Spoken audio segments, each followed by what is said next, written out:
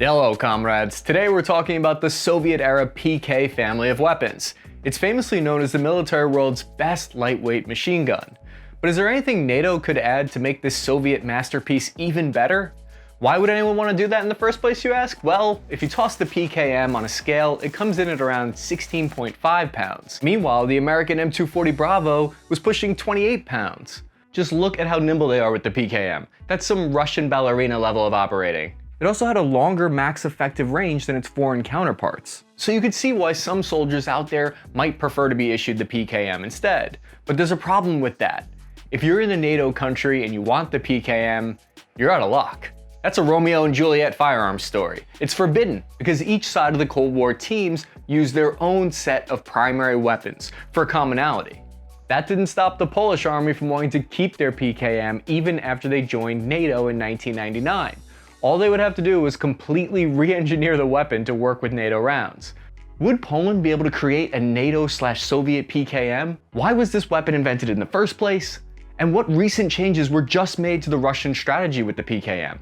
We'll find out after this ad. Cappy, we have a very important mission for you. What is it this time, sir? Are the lizard people back? We need you to get as many people as possible to play Raid Shadow Legends on their mobile phone. The fate of the free world and your job depends on it. Why didn't you say so, sir? Raid Shadow Legends is the greatest game in the entire world. My favorite faction is the Dwarves. I especially like to play as Tundra Guilt Mallet, Underpriest Bronji, and Hundig because of their high HP and attack scores. Oh, did you know the fastest way to level your champion is through farming in the campaign? You get tons of silver and artifacts at the same time. Sir, I had no idea you played Raid Shadow Legends this often. Well, after the divorce with Tammy, money's been tight. Raid is free and it's fun. This month, Raid has special Halloween events and activities, including big rewards, tournaments, and special fragment events to get brand new legendary champions, and much more. You're so far ahead of me in the game, how can I catch up? So to get a big head start in the game, just click the link in the description or scan the QR code right here. New players get the Epic Hero, Shinnaru, 200k silver, 1 XP boost, 1 energy refill, and 1 ancient shard that allows you to summon a champion right away. You also get extra rewards in the inbox. It's easy, just click the link in the description. In case you didn't know, the Polish army doesn't shy away from the fight. They were the 4th largest contributor of troops to the coalition battle in Iraq and Afghanistan. They were responsible for combat operations in the entire province there. They joined NATO in 1999 with the goal of getting some protection against Russia. And in return, they've been NATO's ride or die ever since. My point here is that since Poland is such an important NATO ally, they need to have the same type of ammunition as the United States. Still though, adopting an iconic Soviet PKM to work with NATO ammo presented some major design problems. It's not as simple as you think.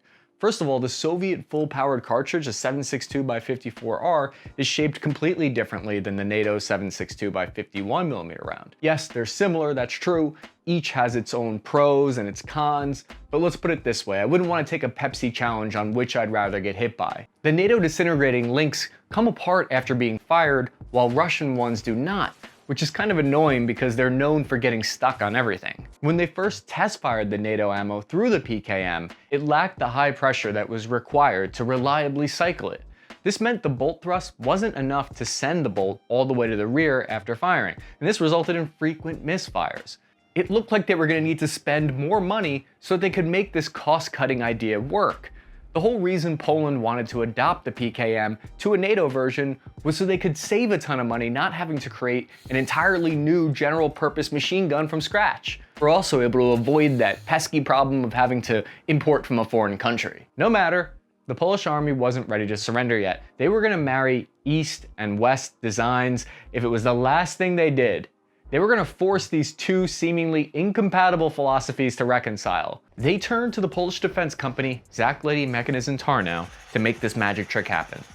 They've been around since 1917 when they were first originally a train repair shop, but they've since proven themselves in the defense industry. The original PKM's feed-pawl mechanisms was not compatible with the NATO links, which are designed to be pushed through as opposed to pulled through like the Soviet links. A feed-pawl mechanism is like a little mechanical fingers that grab each round, loading one and ejecting another in a split second. The design team was able to successfully change the PKM to use NATO links, but that change made the weapon back heavy, which destroyed its perfect balance that it was known for. So it wasn't perfect, okay, fine. At least we'd reached a workable conclusion. The PKM NATO General Purpose Machine Gun was born. The prototype was tested from 1997 to 1999, where it was promptly rejected. They decided to reinvent the wheel by creating another version of PKM instead of changing the original around. This unholy Frankenstein combination of NATO and Soviet design would be dubbed the UKM 2000, and it would finally be fielded by the Polish Army Infantry. You have to admit, it's kind of cool seeing the PKM with tan Picatinny rail systems, ACOG, forward grip, tan pistol grip, and an extendable foldable stock. Bart Norman is in the Polish Army, and he wrote about this in an article for SoftRep. And he said, quote, "The new version mod 2013 is said to have all these issues resolved. So far, the UKM 2000 is not preferred over the original PKM. The UKM 2000 is definitely a child of necessity, rather than a well thought out design. Even though it does present serious issues, this is the most the Polish military can afford at the moment in order to stay true to its commitments towards NATO." End quote. The problem of not wanting to go through the Russians for the PKM is so bad that the US Special Forces actually submitted an open request to any American defense company that could copy the PKM without a license. Well, to really understand how unique the Soviet PKM design is, we need to understand where it originally comes from and what kind of different tactics it was meant to be deployed with. So design work began in the 1950s when the Soviet Army was looking for a weapon that would be on par with the MG42 that they faced in World War II. Two competing design teams went head-to-head, with Georgior Nikitin facing off against the already famous AK-47 designer Mikhail Kalashnikov. Kalashnikov and his team designed their bid based on the AK's long-stroke firing system. This allowed the weapon to be lighter than the other machine guns that followed the principles of the already established MG42. The PKM is basically an AK long-stroke system turned upside down and chambered for a larger round because the gas piston is below the barrel instead of above it. It uses the same type of ammo that first saw service in 1891. It's actually the world's second oldest military cartridge still in use today. It's like getting hit by a time machine. The PK has a respectable rate of fire that's on the slower end at around 625, 650 rounds per minute, with a muzzle velocity of 825 meters per second and a max effective range of 1,000 meters. It's about 9 pounds lighter than similar weapons at the time. The PK invention from Kalashnikov won the competition because it was lighter, more reliable, longer range, and cheaper, while sacrificing durability within reason. If there is one thing that the Red Army likes, it's the ability to mass produce on the cheap. The PK was born in 1961. It was forged from the intense heat of the Cold War. By 1969, they'd improved on the design, making it even lighter, and the designation was the PKM. The PKM was manufactured in all the former Soviet Union countries like Bulgaria, Hungary, Romania, and of course our friends over in Poland. There were 4 basic versions of the PKM. One of them had a bipod, another, a PKT, was fired from vehicles and had no pistol grip or shoulder stock. It came standard on the T-72 and BMP armored vehicles. The PKB variant had a butterfly trigger and was also meant for vehicles. So if the PK is the pinnacle of general purpose machine guns, why don't more militaries use it? Why is Poland one of the only ones in NATO that's trying to use the PKM instead of the M240? Well, military analysts have put out a few different ideas. You decide which is most likely. First, it's possible that the M240 is better suited for NATO tactics since it can sustain fire for a long period of time, it's easy to barrel swap, and it won't overheat as fast. The more cynical belief is the only reason is because it's a Russian design and that would hurt NATO's feelings. But I think it's more complicated than that. I dug up an old 1975 declassified Army paper that outlined their official tests of the PKM versus the M60.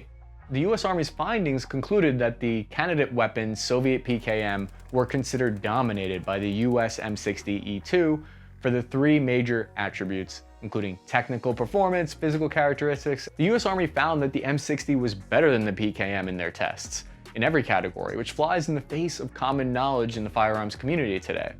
Today, it's widely believed that the PKM is a far superior weapon system.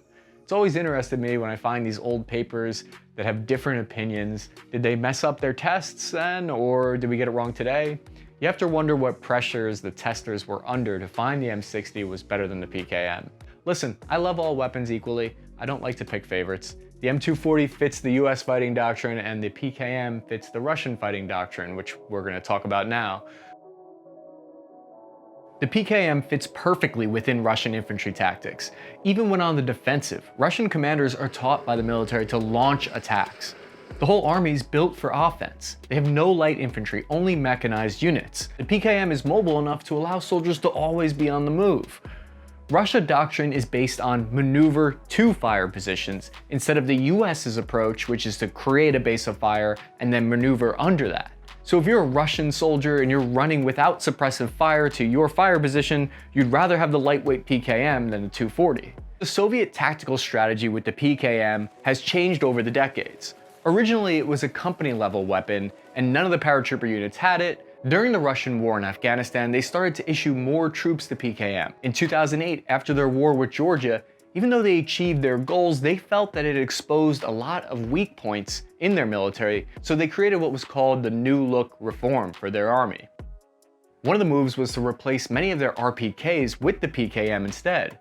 Some sources cite as many as 6 PKMs per platoon at the commander's discretion. This is the only portable belt-fed machine gun that they use, unlike the US Army that has 2 separate ones. In the US Army platoon organization, they only have 2 7.62 machine guns per platoon. The Russians definitely have a firepower advantage at the platoon level, it looks like. So now that we have this background on where the PKM came from and what kind of tactics are used with the weapon, let's talk about the future of this firearm. The PKP is the final stop on this journey. The Russian Special Forces version is called the PKP-SP, and it just came out in 2017. And these are not minor cosmetic upgrades here, but fundamental changes to the spirit of the weapon. It has an extended maximum range of 1,500 meters thanks to its heavier barrel and the steel jacket around it that's meant for cooling. This cooling integration means the PKP no longer needs barrel swaps, and it doesn't even allow the option. The PKM is known around the world as the best general purpose machine gun ever created.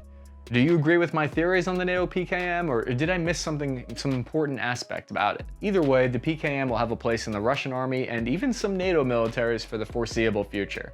I'm your host, Chris Cappy. Follow me on Instagram at CappyArmy. You're watching Task and Purpose, and I'll see you all next week.